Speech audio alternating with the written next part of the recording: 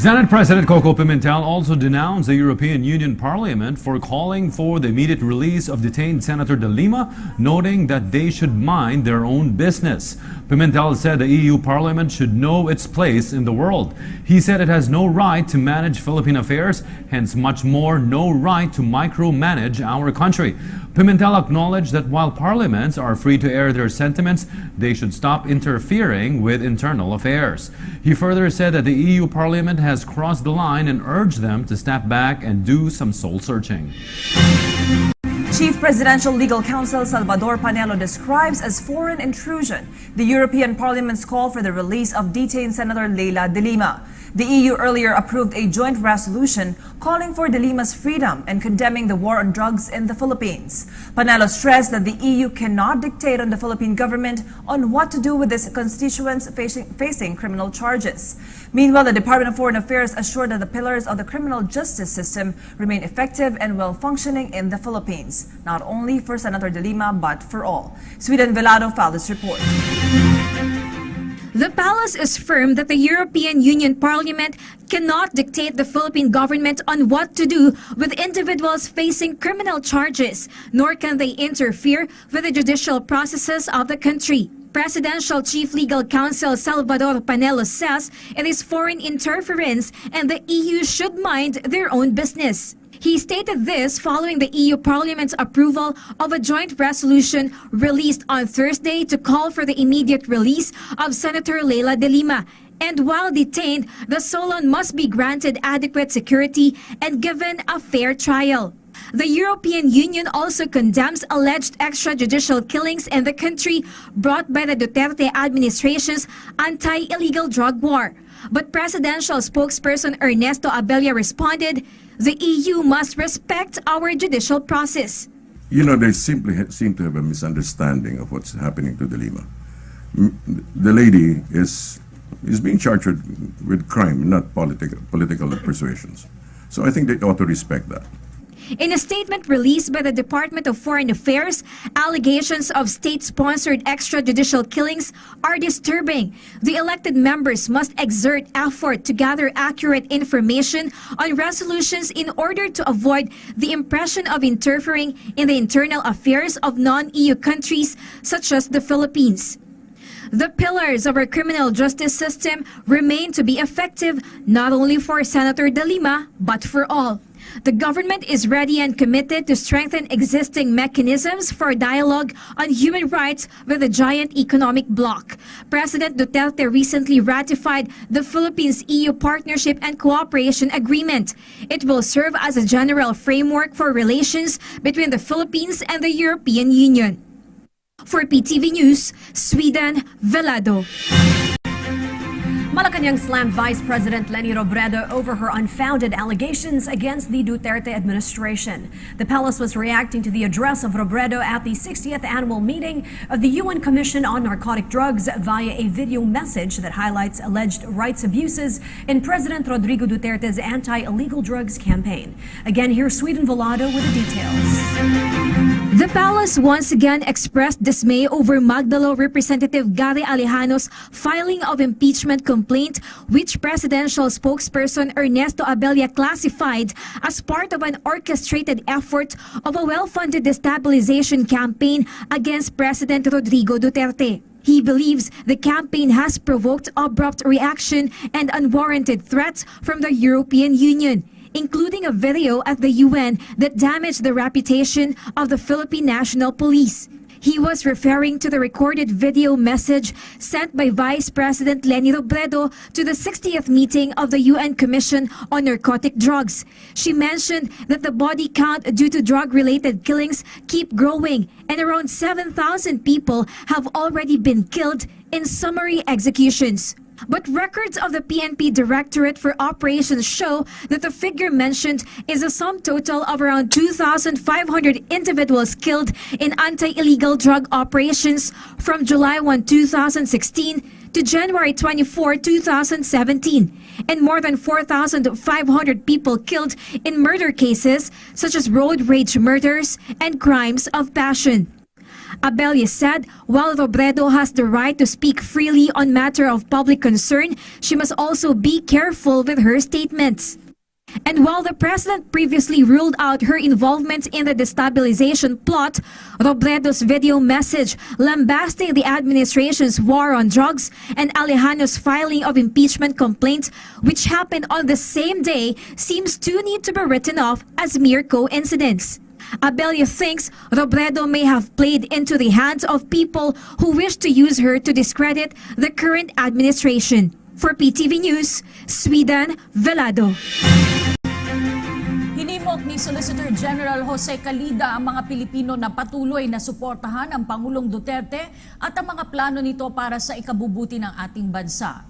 Inihayag ito ni Calida kasunod ng paghahain ng impeachment complaint laban sa Pangulo na isa umano sa mga hakbang ng kanyang mga kritiko para mapabagsak ang kanyang administrasyon. Tinuligsa rin ng Solgen sina Senador Antonio Trillanes at Magdalo Representative Gary Alejano na kapwa dating mga sundalo at nasa likod ng mutiny noon ni dating Pangulo at ngayon Pampanga Representative Gloria Macapagal Arroyo. Git ni Calida, hindi magtatagumpay ang anumang destabilisasyon laban sa Administrasyong Duterte.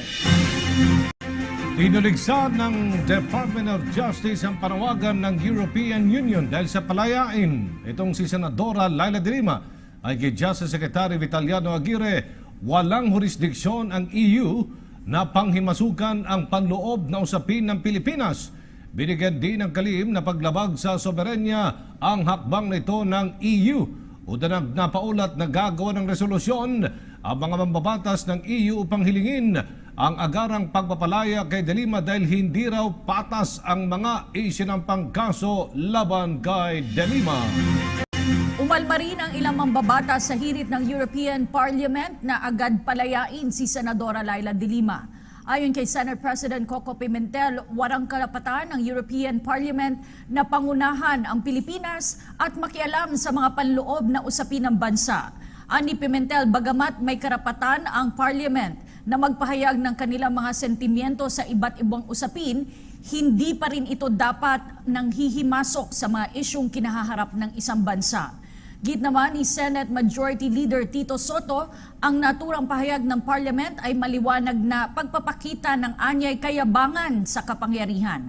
Ani Soto, dapat maintindihan ng European Parliament na isang demokratikong bansa ang Pilipinas na pinapatakbo ng mga batas. Nanawagan naman si Soto sa DFA na maghain sa European Union ng note verbal of protest na magpapaliwanag ng buo hinggil sa mga kasong kinahaharap ni De Lima. Tinuligsa ng Department of Justice ang panawagan ng European Union na palayain si Senadora Laila de Lima. Ayon kay Justice Secretary Vitaliano Aguirre, walang jurisdiksyon ng EU na panghimasukan ang panloob na usapin ng Pilipinas. Binigyang diin ang kalihim na paglabag sa soberanya ang hakbang na ito ng EU. Una nang napaulat na gagawa ng resolusyon ng mga mambabatas ng EU para hilingin ang agarang pagpapalaya kay de Lima dahil hindi raw patas ang mga isinampang kaso laban sa kanya. Tibay na ng European Parliament ang resolusyong nanawagang palayain si Senadora Laila de Lima. Inuudyukan din nito ang European Union na alisin ang pribilehiyo ng Pilipinas na mag-export ng ilang produkto ng walang taripa o buwis. Saksi si Jam Sisante. May resolusyon ng inaprubahan para ipanawagang palayain si Senadora Laila de Lima. Hindi sa Pilipinas, kundi sa European Parliament na katumbas ng Kongreso ng European Union. Hiling din na resolusyon na inaprubahan ngayong araw ang sapat na seguridad para kay de Lima, gayon din ang patas na pagdinig, pagbasura sa mga kasong politically motivated umano at pagtapos sa anilay pangaharas sa senadora. Reaksyon ng palasyo, mali ang intindi ng mga naghain sa sitwasyon ni de Lima. The lady is being charged with crime, not political persuasions. So I think they ought to respect that. Sabi pa ng resolusyon, dapat daw hilingin ng EU na masutukan ng Philippine government ang mga nagbebenta ng droga imbis ang maliliit na consumer nito. At ikondena ng EU ang mga extrajudicial killing kaugnay ng kampanya kontra droga kabilang ng mga vigilante. Ang mga yan dapat daw imbestigahan. Ang mga salarin dapat kasuhan. Ginagawa naman daw yan, sabi ng PNP. Sa mahigit 4,000 deaths under investigation, mahigit 1,000 na ang inihaing kaso sa korte. Sabi naman ng Justice Department, walang karapatan ang European Union na questionin ng aksyon ng isang bansa dahil labag ito sa soberanya ng bansa. Pero may kontrol ang EU sa kung paano ito makikitungo sa Pilipinas. Kaya hinihikayat ng resolusyon na gamitin ng mga yan para kumbinsihin ng Pilipinas na itigil ang mga drug-related extrajudicial killing, kabilang ang pagtatanggal ng GSP Plus preferences na meron ngayon ng Pilipinas. Dahil dyan, walang taripa o buwis ang ilang piling produkto na ini-export natin sa Europa. Kabilang sa kondisyon ng GSP Plus ay ang pagsunod sa ilang kasunduang may kinalaman sa human rights, environment, good governance at iba pa. Wala pang reaksyon ng Pangulo na bago nito ay ilang beses nang minura ang EU dahil sa pangingialam umano sa kampanya kontra droga. Ikinatuwa naman ng kampo ni De Lima ang hakbang. Sabay sabing hanggang may mga ganyan ay malamang daw naligtas siya kahit nakakulong. Duda rin daw si De Lima sa binanggit daw ng Pangulo sa pinulong ng majority senators kaugnay ng basihan ng mga kaso laban sa kanya. You're saying that yung mga evidence against them ay parang international intelligence, no? Supplied, no? Kanina ay hiniling ng Solicitor General na ibasura ng Korte Suprema ang petisyon ni De Lima na kumukestyon sa legalidad ng pag-aresto sa kanya. Mukha raw kasing pineke ang jurats o panunumpa sa notaryo sa ilang dokumentong inilakit sa petisyon, bagay na itinanggi ng kampo ng senadora. Ako si Jamsi Sante, ang inyong saksi. Some members of the European Parliament in a joint resolution called for De Lima's release and raised issues concerning her detention.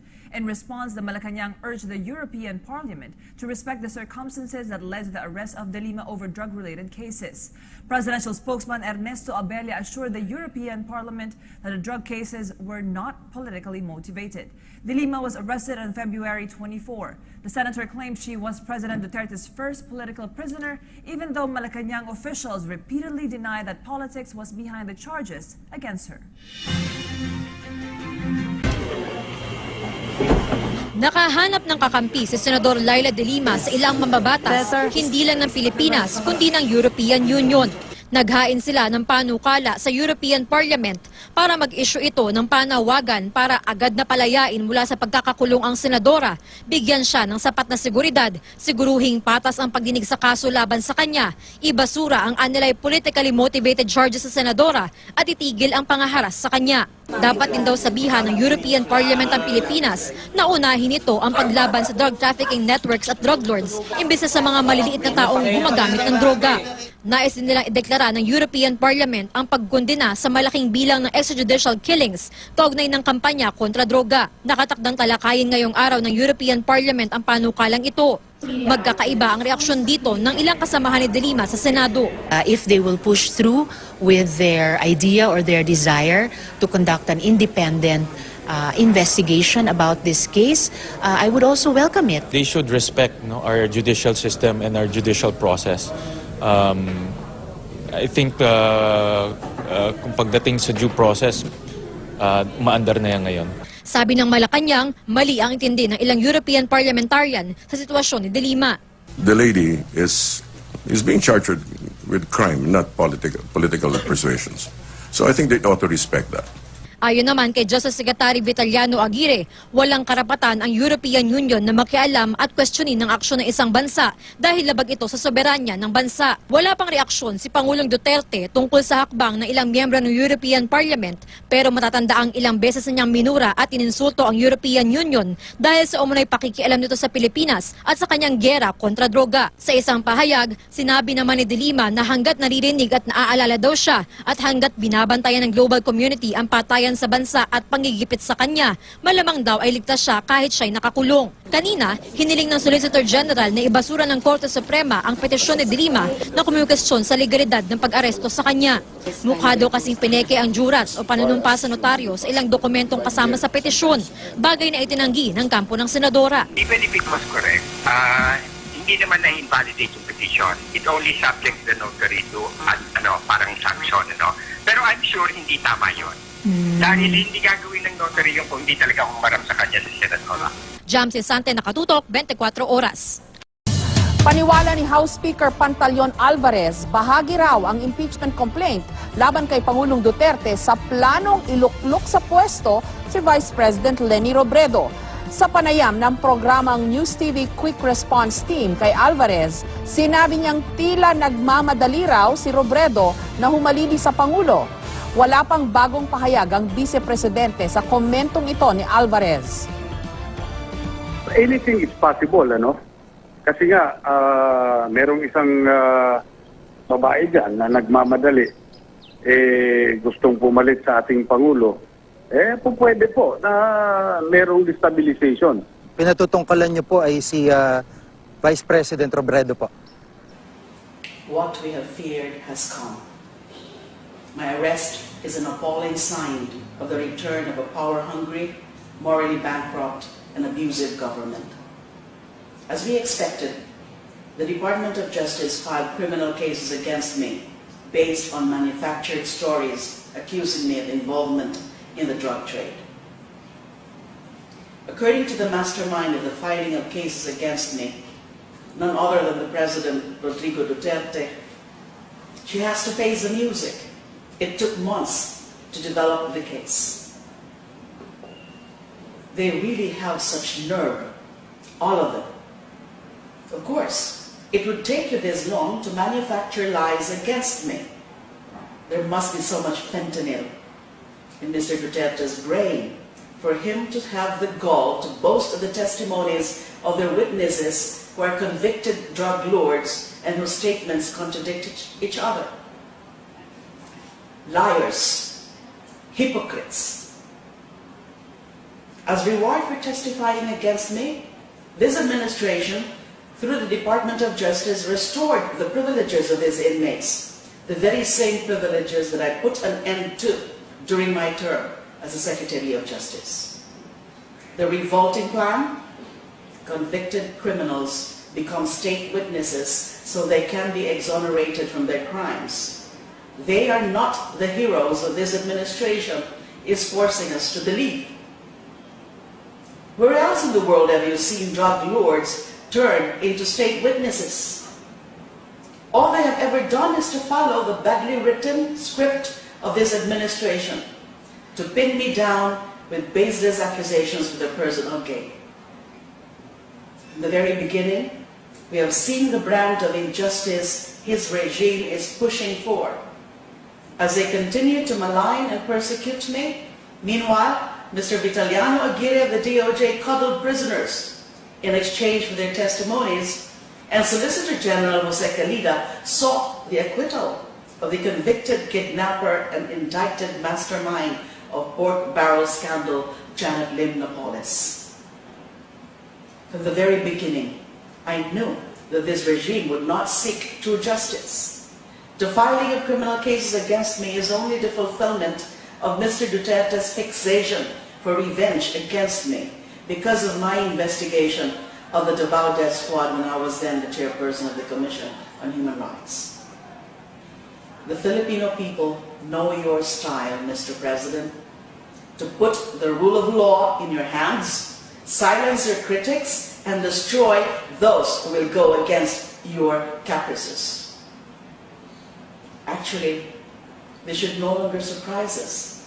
If the President supported a policy of killing the poor and drug offenders, what is then stopping him from doing whatever comes into his head? Absolve big-time drug lords, acquit a kidnapper and queen of pork barrel scandal, fabricate stories and plant evidence against his critics, which he admitted he used to do when he was a fiscal, and continue killing the poor with impunity. We all know that every action of a president has no clear basis. He does it on a whim, not because it is right or wrong, but because he can do it and we are letting him. This is impunity. Whatever he does, he is confident that he is free from any punishment. This all started when he discovered as mayor of Davao City that he could kill people without accountability. Truth is, even though he has killed over 1,000 in Davao and over 7,000 throughout the Philippines with his death squads and rogue police, he has yet to pay for it under the law. But perhaps now he can be made accountable for his horrible crime against humanity. Recently, the President's right-hand man in the Davao Death Squad, Police Officer Arturo Las Cañas, finally revealed himself. Just like his former comrade, Edgar Matobato, he too made a public confession about the killings they carried out in Davao City upon the orders of President Duterte himself. He, together with Police Officer Samson Sonny Benaventura, are the brains and hands of President Duterte in any of the Davao Death Squad operations. With the revelation of Las Cañas, there is no more doubt that our President is a murderer and a sociopathic serial killer. This is also the reason why we are experiencing all the madness in government under this regime that is being led by the #1 criminal in the entire Philippines, if not in the whole world, none other than President Rodrigo Roa Duterte. Let's not ask anymore. How come there seems to be a reunion of questionable characters under the Duterte regime, from the Marcoses to Arroyo and up to Napoles, together with the lawyers and operators? Also, there are the main enforcers of President Duterte's orders, Secretary Aguirre and Solgen Calida, who are among the abusive and arrogant officials in our government. Let's no longer ask why, during the Duterte regime, all the criminals, the corrupt, the savages, and those with evil souls have returned and are thriving. I speak before you with honor and integrity as my only defense. As former Human Rights Chairperson and Justice Secretary, I can look everyone straight in the eye and say, my track record as a public servant has never been tarnished by any wrongdoing except until now based on manufactured lies. I have never used and will never use my position for my personal interest. I say, I am innocent. I have never betrayed, and I will never betray the trust of my country and the Filipino people. Clearly, this administration has evil and dangerous plans to make an example of me, to intimidate, silence, and destroy anyone who dares challenge them, to draw public attention away from the government's abuses and failures, and to cover up their most murderous war on drugs. In the past 7 months, the death toll of his war, or of this war, has exceeded the number of deaths recorded during the 14 years of martial law and the Marcos regime. The fight is not mine alone. This fight is our fight for the victims of government's failed war on drugs, especially for 7-year-old Sanino Butucan of Cebu, 5-year-olds Danica May Garcia of Pangasinan and Francisco Manosca of Pasay City, and 4-year-old Althea Fem Barbon of Negros Oriental. Perpetrators of these hideous crimes have no conscience. Even worse than them are those in power who allow this to happen. From all this violence, killings, and crooked governance of the Duterte regime, clearly, I am not the public enemy #1 here, but this regime who has no respect for basic human rights, especially the right to life. Since the start of his term, Mr. Duterte has brought in the entire machinery of the state to silence me and to destroy my person, credibility, and honor as a woman. If they can do this to a sitting senator, what is stopping this administration from doing the same to ordinary Filipinos? If they think that by jailing me, I will turn my back on my principles, they are mistaken. Instead, they have encouraged me more to pursue truth and justice. I have long prepared myself to be a political prisoner of this regime. Rest assured that I will answer all the accusations against me in the proper time and venue. To the best of my ability, I will fulfill my duties as Senator of the Republic. Even in prison, even as I continue to be persecuted by this government for as long as I live, I will continue fighting the good fight up to my very last breath. Mr. Duterte, stop the killings now. Stop harassing me. Stop this madness. Instead, the Filipino people are begging for your undivided attention to address the myriad problems our country faces. I call on the members of the Fourth Estate to guard our fragile democracy against attempts to curtail our rights and freedom and against the return of dictatorship. I urge people of conscience everywhere, please pray for the Philippines. I ask you to remain vigilant and continue to fight so that true justice and respect for human rights prevail. Let us not allow this administration to continue violating our Constitution, disrespecting our laws, and taking the lives of our countrymen. I am hopeful that we will not remain silent in the face of the daily killings taking place in our midst, the flagrant violations of our fundamental rights, and the deliberate efforts to poison our minds and that of our children. Let us fight for our rights. Let us fight for justice. Let us fight for democracy. Mapagbibigyan ng Supreme Court yung kahilingan ko na ipalaya na po ako. Kasi ang gusto lang naman po talaga nila ay patahimikin ako. Inosente po ako.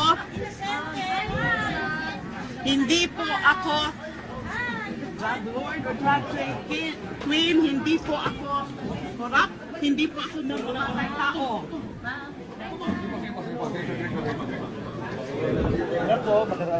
Habang patuloy po ang patayan at mga kasinungalingan, hindi po ako kailangan, hindi ko po kayang manahimik lamang. At mga kasinungalingan, hindi po ako mananahimik.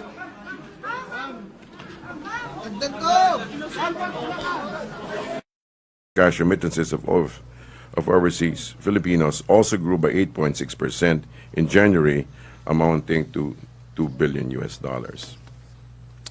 We're open to a few questions. May questions? Follow-up sa statement? Other issues? TV5, Maricel Halili. Sir, may we have your reaction about the impeachment complaint filed by Magdalo representative against the president? Well, first and foremost, no treason, betrayal of trust, bribery, graft, and corruption, high crime, and culpable violation of the Constitution has been committed. We reiterate that the so-called extrajudicial are not state-sponsored, and the President has made sure that he will not turn a blind eye to all uniformed personnel who violate and abuse their power. No one is truly above the law, not even the President, but the administration upholds due process and is ready for the consequences of his actions that takes consideration, above all, the interests of the Filipino people. However, having said that, it does seem like part of a larger scheme of things. Sir, what do you mean larger scheme of things? Well, it just seems rather dramatic that everything seems to be so coordinated at this stage, with acts of trying to discredit the administration and trying to throw it in doubt. So, sir, do you see this as a part of the destabilization plot against the government? It certainly seems like an outline. Sir, at least yung mga members or representative of Magdalo na nag-file ng impeachment, do you think meron pa rin silang influence somehow sa military to support their move? Well, they're trying to make, at this stage it looks like they're scraping the bottom of the barrel, Follow-up question, Joseph Morong, followed by Hannah. Sir, fill in the blanks for us. We don't want to do that for you. When you say dramatic, coordinated, what other events do you think are kind of synchronized? I cannot foresee that. We simply just look at the outline, what's happening out there, then we observe and we make observations. So you don't see any connection with the yung statement ni video message ni Vice President Robredo in the narcotics group in the UN, other things like that. Well, are you referring to her which statement you're talking? Video message her, I think, to the UN body on narcotics. Well, at this stage, let's put it this way. It just seems too well coordinated. Events like these seem to be too well coordinated as to just be coincidental. Follow up, Hannah? Sir, do you think makakastand po yung impeachment complaint makakatayo, considering hindi pa naman nakaka 1 year ang president na nakaupo sa Hayaan po niyo silang, hayaan po silang magsalita at habulin yung gusto nilang mangyari. Yung recent video po ni Vice President, you think hindi kasama sa destabilization plot ang Vice President? Wala pa akong sinasabing hindi siya kasama. Sinasabi lang natin mukhang may mga kaganapan na sabay-sabay na nangyayari. Hindi naman natin masabi siguro natin ganyan. Pero mukhang napakalinis na mga kaganapan. Nakita na po ba ng Pangulo ang video? Hindi ko pa siya natanong. Kasi tatanong ko sana, sir, kung napanood niya, kung nagbago ba yung isip niya na hindi kasama yung Vice President doon sa Desta plot against him. Hindi ko pa siya natanong. Okay, Rosalie, UNTV. Sir, sinabi niyo po na parang coordinated yung mga pangyayari po at meron po itong patutunguhan. So sa Malacanang po ba cause of concern na po ito? Hindi naman cause of concern na natataranta ang mga tao. Nakikita lang, napapansin. So ano po ang atin pong course of action sa mga... Patuloy po tayo sa nation building. Huwag po tayong pawawala dyan sa puntong yan. Marami po talagang ingay na nangyayari mula sa gilid. Pero tuloy-tuloy po ang presidente na gumagawa. Sabi nga niya, napakaganda po na pagkakasabi niya, I have built a city and I am building a nation. And I think Filipinos should start really just, strengthening their backbones and just start doing their part and carrying the weight of nation building. There's so much noise coming from the circles, from the outside circles, and it just shows a sign of, the sign of lack of unity and stuff like that. But it would all help us if we just bear the brunt together. I think we should just grow up. Follow up. Okay na tayo, Ross. Follow up, Joseph Morong. Sir, do you think, considering that impeachment is a numbers game, do you think it will prosper at the House of Representatives? Really, it's not for us to be speculating about these things. Just let it be. Do you think that the president will ask his allies in Congress to do something about it? The president always allows his allies, so-called, to act independently of him. He has never manipulated in that sense.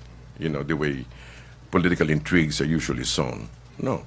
He is an extremely democratic. Whatever the noise is about the way he makes his choice, he acts, he's always respected the independence of his so-called colleagues.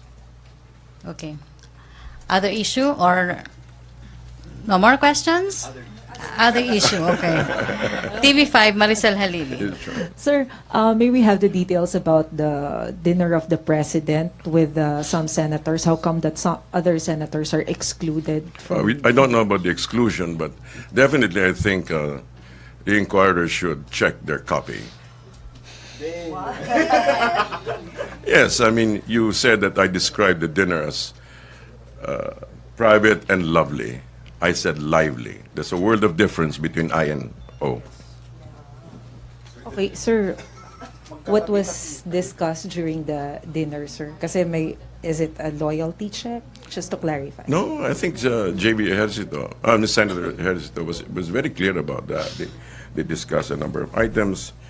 I think you have the same set of information that I have. Basically, they talked about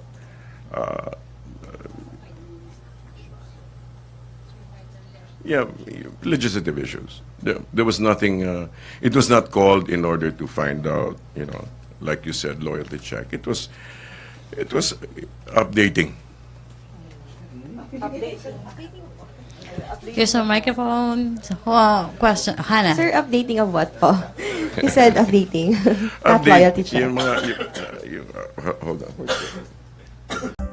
Pinagpapaliwanag ng Philippine National Police si Vice President Leni Robredo hinggil sa alegasyon nitong palit-ulo scheme ng PNP. Una nang sinabi ni Robredo na hinuhuli pa rin ng PNP ang mga kaanak ng mga drug dependent kapag nabigo silang arestuhin ang tunay na target. Maliban dito, nagsasagawa raw ng warrantless search ang pulisya sa mga urban areas. Ayon kay PNP spokesman Junardo Carlos, dapat ipaliwanag ng Vice Presidente ang kanyang akusasyon at kung may sapat ba itong basehan.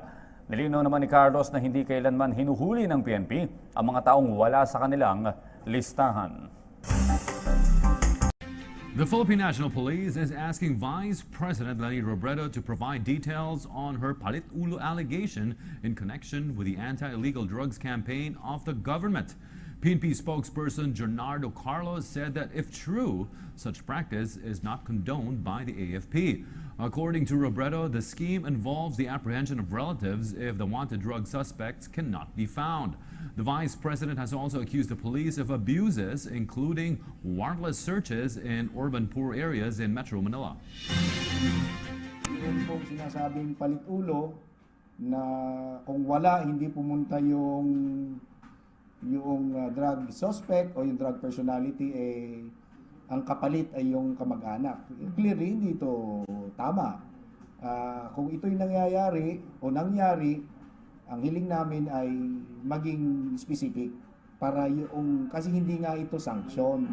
Hindi ito, wala doon sa polisiya o procedure ng taphang o tukhang. Newsbreak, ipinagtataka ng Philippine National Police kung bakit kailangang iparating ni Vice President Leni Robredo sa International Anti-Drug War Network ang kanyang expose sa umano'y palit-ulo scheme sa Oplan Tokhang 2. Ayon kay PNP spokesman, Police Senior Superintendent Junardo Carlos, sa halip na makipag-ugnayan sa PNP, ay agad nakita ang video ni Robredo sa International Anti-Drug Network. Samantala, binigyan diin ni Presidential Spokesman Ernesto Abella na misinformed si VP Robredo sa kanyang paratang na palit-ulo scheme na ginagawa umano ng PNP sa kanilang anti-illegal drugs operations. Sinabi ni Abella, hindi dapat basta nagpapaniwala ang Vice Presidente sa mga walang basehang alegasyon mula sa mga questionable sources. Ayon pa kay Abella, hindi lamang nauunawaan ni Robredo ang nasabing sistema kung saan nagbibigay ng commitment ang isang drug personality na tutulong sa ikakaaresto ng mas malaking isda sa sindikato ng iligal na droga kapalit ng mas magaang na kaso. Dagdag pa ni Abella, kamakailan lang ay nilagdaan na ni Pangulong Rodrigo Duterte ang Executive Order 15 na lumilikha sa isang Interagency Committee on Anti-Illegal Drugs and Anti-Illegal Drug Task Force kung saan pinagkakaisa ang buong burokrasya sa pagpapatupad ng anti-illegal drugs campaign. At yan po naman ang aming mga nakalap na balita at impormasyon. Para sa PTV Newsbreak, ako po si Audrey Goriseta.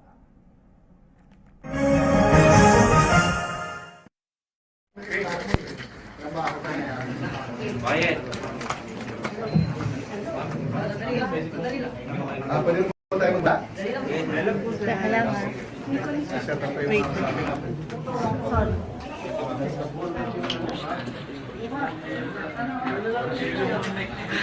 Pwede ko ba i-gano ka?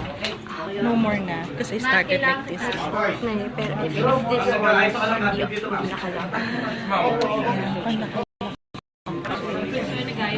so dapat ganito lang.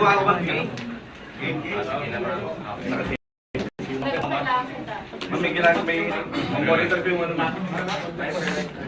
Jojo, pwede yun. Okay, makakala mo tayo?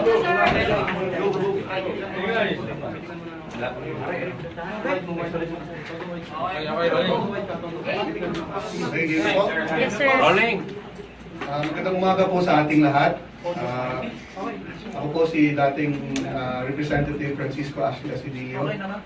Dito po ako para mag-assist at mag-facilitate sa press con po na ito. Kanina lamang po, ang ating pong representante ng Magdalo Party List, si Congressman Gary Alejano, filed an impeachment complaint and was received doon po sa opisina ng Secretary General ng Kamara de Representante. Para po sa ating press con ngayon, Congressman Alejano will be reading a statement and then we will be taking a few questions. Si Congressman Alejano po ating sole complainant ditong impeachment complaint for now. So without further ado, I'd like to open the floor to the opening statement of Congressman Alejano. Thank you, guys. Magandang umaga po sa inyong lahat. Please allow me to read my opening statement.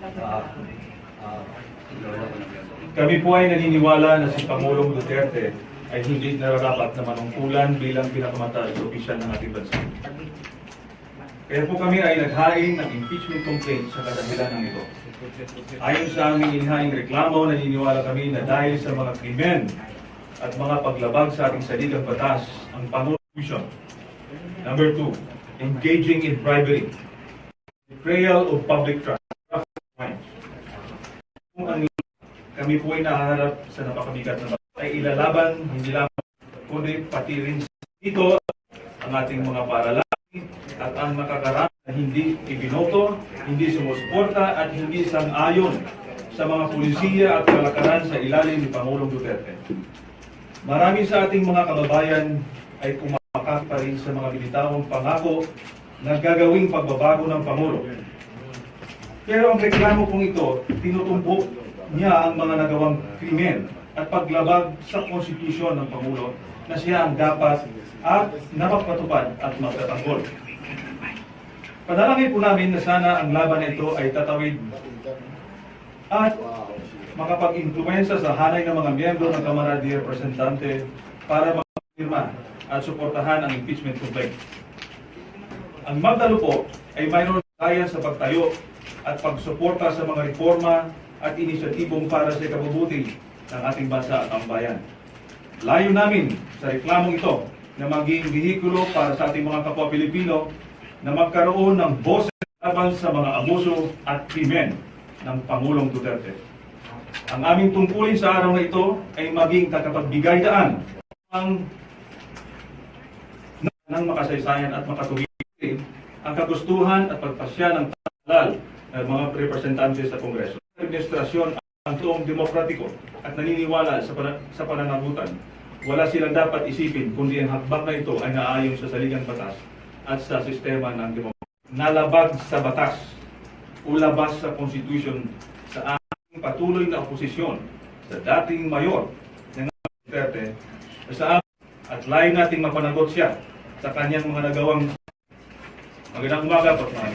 Sir, can you cite like may nabanggit EJA based on Matobatos testimony? Can you cite specifics? Sir, can you just elaborate nga kung ano yung parang pinaka-gist nung mga grounds na Pinaka-mabibigat? Or ilan ba lahat yung crimes na yun, sir? Ganito po na.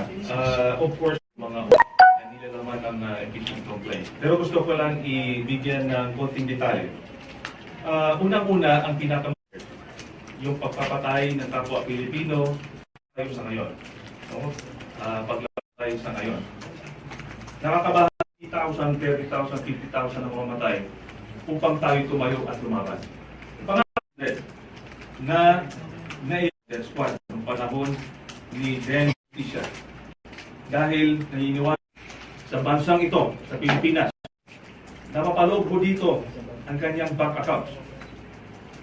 Marami at hindi man lang po ito na i-declare sa kanyang SALN o niya i-declare sa kanyang latest SALN. And then release ng more than 11,000 ghost employees in Davao City when was still. Natin, nakaraan po yan. Sa ulit-ulitin po natin. Sa ating bansa, hindi po pwedeng sino constitution, specifically sa graft and corrupt practices. And then, yung ibang reklamo ay pinag-aaralan po natin. Specific sa pagkakaroon niya ng secret arrangement with taong bayan, hindi ko alam na kahit ng kanyang gawin. We have a conflict of interest and competing claims sa paghimasok ng China sa Beckham Ranch. So, pinag-aralan po namin, pinapag-aralan po namin magkaroon ng maliwanag na basihan. So, yun po yung wala yun sa complaint? Wala pa yun sa complaint? Wala po yan sa complaint.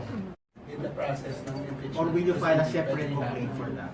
Well, initially, dito sa aming, dahil ayaw mo naman natin dito na, yun nga, wala ho tayong diretsong documentary.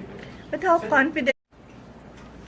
Dahil sabi ho natin kanina, kung numbers ho ang pag-usapan ho natin, nakita naman doon sa death penalty.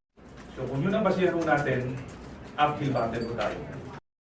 Pero in fact, marami na rin, may nag-signify na rin sasama ko dito. Ayaw ko lang pangalanan ng mga miyembro ng Kongreso. At tama rin ho na sa panahon ng recess ng Kongreso upang makapag-isip. At tingin ko, sa estilo ng leadership dito sa Kamara, marami po ang masama ang loob at nakikita nila yung polisiya ngayon sa sistema ng demokrasya. Parang virtually mayroon tayong marker. Sir, now? Hindi ko po pwedeng sabihin sa inyo as of now. Signify na sa for the meantime yun lang po. RG, sir, yung po, sinasamantala niyo po ba yung timing ngayon na merong mga do-it? Kasi as you said, may mga grievances sa estilo ng leadership ng House. Kasama po yan, but primarily, tinaon po natin sa bakasyon, parang po sinagasaan mo lahat. At kung ating ipinayo ito during the regular session, makikita mo natin, magiging witness po tayo kung paano i-railroad mo itong pagpatay ng impeachment complaint. Although we're sure that they're going to do this, sa panahon ng bakasyon, sabi ko kanina, mapagbigyan natin ang miyembro ng Kongreso na makapag-isip. Sir, why did you include... Sir, yung Magnificent Seven ba solid na susuporta sa'yo sa impeachment complaint? And second, can you impeach the President based sa mga previous supposedly crimes he committed hindi bilang Presidente? Sa unang tanong niyo ko, in fairness sa kanila, hindi po sila sinabihan. Hindi ko sila inform na ako'y mag-file. I don't want to put undue pressures to them. Hindi ko narinig dito. Pangalawa, tama ba ho na yung kasalanan yung nakaraan ay sisingilin sa ngayon? Sabi ko nga kanina, sa ating konstitusyon, may basihan mo tayo dyan, na lahat ng ginawa, lalo na high crimes and plunder, ay hindi po dapat exempted kahit sino man, kahit Pangulo ka na. Ibig sabihin ho, mass murder ho ako. At tatakbuhan ko ito pag ako'y Pangulo na, hindi na siya masisingil. Kaya nga ho, hindi po pwedeng hindi siya sa masisingil dahil yung ginawa niya sa Davao, inelevate niya into in national policy at yun ang ating nakikita ngayon. Actually, yun yung basihan. No? Yung basihan, isa sa basihan. No? Pero binabit ko na yung mga basihan nung siya ay nakaupo na ngayon. Sir, kayo po kakampi ng Liberal Party dito sa House. RG, before that, no? Just like to add, no? Okay, assuming as a point of law, yung acts previous have enough basis, as you can see in our commitment, based on the grounds based on acts and grounds committed. You have a question? Sir, kakampi niyo ang Liberal Party dito sa House. Ito po ba ay suportado nila? Alam po natin ang Vice President natin ay taga-Liberal Party. Well, as of now, again, ayaw po kong pamunahan ang posisyon ng Liberal Party. Pero ako'y naniniwala na ito ay importanteng pangyayari. And I believe ito ay pag-uusapan mo nila at magkakaroon mo sila ng desisyon. Pero let's allow them to decide. No, alam mo natin na may sarili silang partido at may sarili silang direksyon. Pero sabi ko nga sa akin, ito ho ang opportunity, nagbibigay lang ho tayo ng daan sa mga frustrated nating mamamayan, hindi lang mamamayan, kundi yung mga leaders ng ating bansa sa mga kaganapan sa ngayon. Sir, question. Sige, go ahead. Sige. Sir, dadaan sa Committee on Evidence ba tayo, sir? solid evidence na kinumit niya nga itong mga to? Initially, meron mo tayong mga annexes sa complaints mo natin. No, pero I don't want to go to the details of kung darating mo tayo dyan, ay lalabas mo mga ebidensya. Lalabas mo mga ebidensya. Sir, alam ng Pag tayo'y nagsisik ng katotohanan, meron pong subpoena power. Preso, at yung ating kung nilagay mo dito, they have the power to subpoena this document. Nasa inyo na po ba, sir, yung mga bank accounts? Kasi yung ibinigay dati, I think, sa Senado, matrix lang po yun. Wala po yatang copy ng bank accounts. Ganun. Ito ay sa dating reports, no? Sa dating inihayag, particularly by Senator Trillanes. But again, from the bank themselves, then we have to subpoena the records. Sasabihin ho, hindi to totoo. At hindi naman ho siya nagbibigay ng authority. Matagal na itong hamon sa kanya. Ngayon po, panahon niya po na harapin ito. At patunayan na talagang hindi po ito totoo. So pag tinala kayo, sir, sa Committee of Justice, doon pa lang po kayo mag-move to subpoena these documents? Yes. Kaya ho, sa tamang panahon, sa tamang proseso, at tamang venue, gagawin po natin yan. Sir, alam ng lahat na you are allied with Senator Antonio Trillanes, the fourth being members of the Magdalo Party List. Magiging madali para sa Presidente na sabihin na destabilization lang ito. Ganito po yan. Ano bang definisyon ng destabilization? Dapat maliwanag po tayo dyan. Pag ikaw ba ay, yan ba ay destabilization? At yun po yung aming ginagawa. Bilang oposisyon ng bansang ito, gusto natin bigyan ng alternatibong pananaw ang taong bayan kung ano ba talagang tunay na nangyayari. Kung ito ba'y ginagawa natin bilang bahagi ng check and balance, bahagi ng sistema ng demokrasya, destabilization ba ito? Ito po, kung ito ay kikitilin, ibig sabihin, virtually nasa martial law tayo. Nasa dictatorship dahil walang gustong, ayaw niyang i-criticize ang kanyang policy. Kaya niliwanag po sa aking opening statement, walang kasamang extra-legal mo dito. Walang kudita. Walang other means. Sa proseso, nag-file po kami dahil yun po ang sinasaad ng ating Constitution na pag gusto natin panabutin ng isang Pangulo na immune po sa kaso, impeachment lamang ang pwede. So doon po kami tumikit. Sir, doon sa 2.2 billion na supposedly pumasok sa bank deposit ni Presidente, may information kayo kung saan siya nanggaling? As of now ho, I don't want to go to the details. Sabi ko nga sa tamang panahon, yan po ay mailalahat. Sir, is this parang ginagawa niyo ba to para eventually makapag-file ng kaso before the International Criminal Court? Kasi bago agencies dito sa Pilipinas. Ganito lang po yun. We cannot stop anybody in filing a case before the International Criminal Court. Sa katunayan, maraming gustong magkaso. Ngayon, we want to exhaust all remedies in the country. Alam mo natin, wala hong pagdito ang kamalian ng Executive Department dahil kaalyado nga dito. Nagkaroon po ng opportunity sa Senado na tingnan yung mga pero nakita niyo naman kung paano tinakpan at takpan ang ating Pangulo. So saan po pupunta ang taong bayan?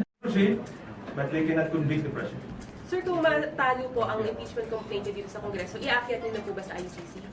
Well, tingnan ho natin. No? Kami po ay nakatutok lamang sa pag-file ng impeachment complaint. Tingnan ho natin sa panahon na papatayin ho nila ang impeachment ho dito. Kami po yung mag-uusap at magpaplano kung anong gagawin namin na next. Sir, but the President remains very popular. Parang ano yung, paano niyo ito papaintindi sa mga tao? The public and you, parang yun yung question ko, sir. Ganito lang po yun, karamihan ho sa nakikita o sinasabi ng isang politiko ay hindi yun yung kanyang ginagawa. Pwede hong magulat ang taong bayan sa tunay na pagkatao ng isang politiko. Kaya nga, mayroong mga investigasyon at ilabas at ilahad kung sino ba talaga sila. So ngayon, ginagawa ba namin ito dahil, hindi ba namin gagawin ito dahil popular ho siya? Kami po'y naniniwala, mandato ho namin yan. May track record na rin po kami sa pagtayo ng isang popular leader sa ating bansa. But regardless, kami po'y naniniwala na dapat managot siya sa krimen ng kanyang ginawa at we will try our best to inform the people na ito po yung totoo. If in fact wala ko siyang ginawa, makikita yun sa investigation. Ang ayaw mo natin mangyari, na tatanggapin ng taong bayan na parang legal ang pagpatay sa bansang ito. Na parang okay lamang na labagin natin yung mga proseso legal at ang karapatang pantao sa bansang ito ay parang okay na. Yan ang gusto natin iparating sa taong bayan sa bansang ito para magkaroon ng stability, para magkaroon ng pag-unlad. Kailangan ho mapanatili ang konsepto ng check and balance sa ilalim ng demokrasyang sistema o ang rule of law, ang due process. Hindi po pwedeng nag-iisang tao at naririnig ho tayo na he doesn't care about the Congress, he doesn't care about the Constitution, he doesn't care about the Supreme Court, kung anong gagawin niya. Hindi po. Precisely meron ho tayong three branches of government to check on each other, on the excesses of power of the other department. Kaya nga, ito ho ang aming responsibilidad ngayon. Ngayon, nakikiusap kami sa taong bayan, buksan niyo ang inyong mga mata. Dahil kung kami umiikot sa kanayunan, ang taong bayan ho, nakikita na nila sa TV, nakikita nila sa Facebook, narinig sa radyo, and they go on with their lives without really knowing kung ano ba talaga ang nangyari sa buhay nila except sa panahon na maging biktima na ho sila mismo ng policy ito. Sir, we saw what happened to the critics of President Duterte, like Senator De Lima. Do you have any apprehensions of what may happen to you after this? Well, definitely, kami po ay tao lamang, katulad ninyo. Meron din ho kaming takot. Pero ito ba'y mananaig over sa aming mandato na magsilbi sa taong bayan? Kahit noon ho kami sundalo pa, may takot din po kami. Pero nananaig po ang aming desire ng pagsilbi sa ating bayan. So dito ho kami nagkuha ng lakas ng loob dahil nakikita at naririnig ho namin ang freedom-loving Filipinos na naghahangad ng hustisya at pagbabago sa ating bansa. Kaya nga ho, in spite of the threats, in spite of the challenges ahead, we hope to survive and we hope to address the challenges. Sir, outside of what you did today dun sa filing ng impeachment complaint, do you think there is still check and balance among the three branches? Well, sa tingin ko nga ho, ito ay na-erode na right now. Ayaw ho nating tuluyang mawala ang check and balance. At narinig naman ho natin ng Presidente. Every time na magsalita ho siya, gusto niyang mag-declare ng martial law. Actually, what he's doing is desensitizing the Filipino people on the issue of martial law. Para pagdating ng panahon, pwede hong sabihin na ini-inform po na kayo dyan, matagal po nang sinasabi yan, and now I'm going to declare martial law. Huwag ho tayong mamanhid ho dyan. Huwag ho tayong papayat na every time magsalita siya, hindi ho tayong mag-iingay. At sabihin na ito palang sistema ng martial law, hindi po natin naranasan dahil karamihan ho, hindi mo nakaranas ng martial law.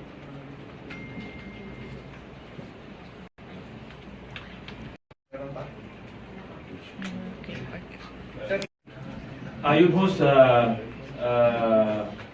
sa rule, no? 1/3 of the members of the House.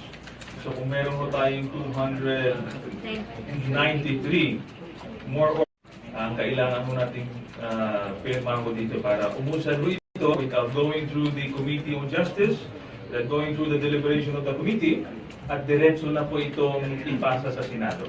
So that's the tall task, but we're confident that we're going to get that number. Di ba kayo? Complainants ba kayo?